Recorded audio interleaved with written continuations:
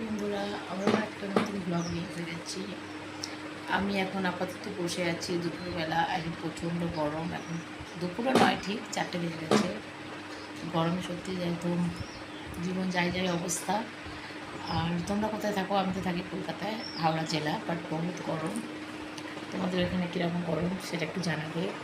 আমি তো এখন ব্লগ টলগ খুব একটা বেশি করছি না, তোমাদের সাপোর্ট পাচ্ছি না, তাই বন্ধ করে দিয়েছি। তোমরা যদি সত্যি সাপোর্ট করো তো ব্লগ আমরা আরও নতুন নতুন ছাড়তে পারি।